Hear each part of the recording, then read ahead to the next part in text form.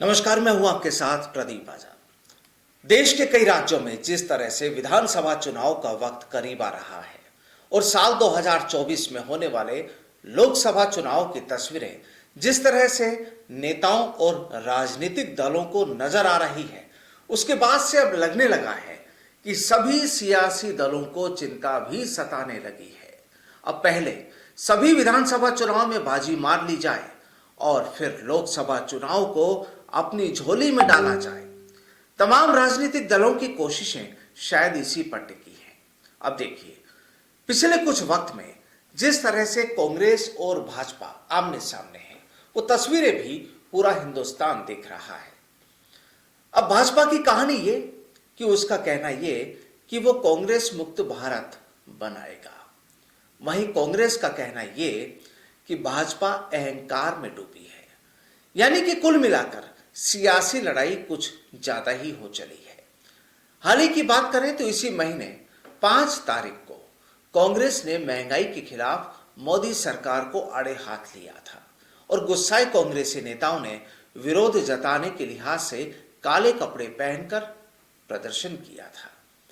अब 4 ही दिन गुजरे कि हिंदुस्तान के वजीर आजम ने सीधे तौर पर कह दिया कि पब्लिक में इनका ये काला जादू नहीं चल पाएगा।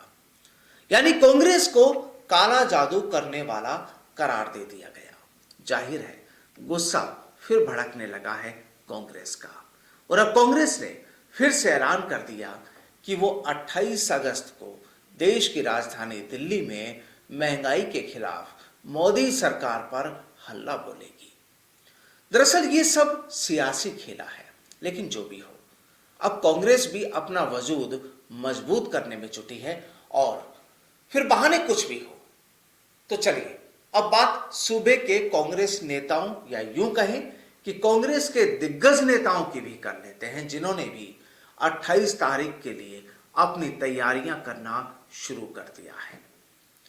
सूबे के मुखिया अशोक गहलोत और पूर्व डिप्टी सीएम सचिन पायलट ने अपने तेवर उस वक्त भी दिखाए थे जब ईडी ने राहुल गांधी को पूछताछ के लिए अपने दफ्तर बुलाया था। फिर 5 अगस्त को महंगाई के खिलाफ प्रदर्शन में भी गहलोत पायलट आलाकमान के सामने एकजुट नजर आए थे।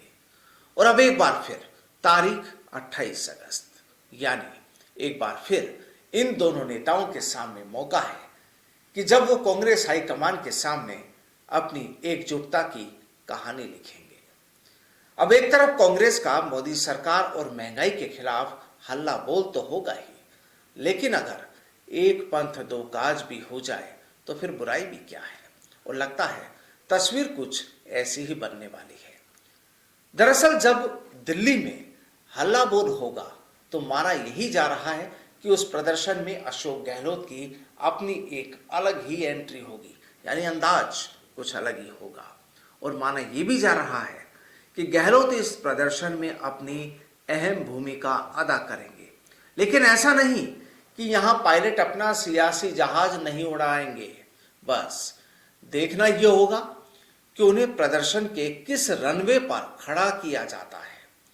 हालांकि आलाकमान से दोनों ही नेताओं की करीबियां भी पूरी कांग्रेस जानती है, और ये दोनों दिग्गज भी इस बात को जानते हैं कि अगर उन्हें अपनी किस्मत चमकानी है तो हाईकमान की इन 3 सीढ़ियों में से किसको टच करना है। 3 सीढ़ियां मतलब सोनिया गांधी, राहुल गांधी और प्रियंका गांधी।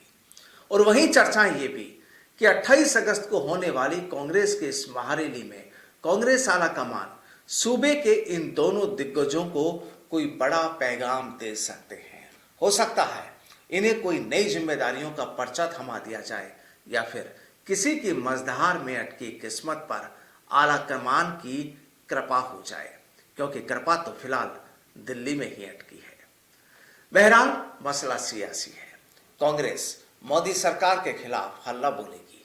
तमाम कांग्रेसी दिग्गज महारैली में मौजूद होंगे। गहलोत पायलट की भूमिका भी खास हो सकती है, लेकिन रिटर्न गिफ्ट में क्या मिलने वाला है उसका खुलासा भी जल्द ही हो सकता है।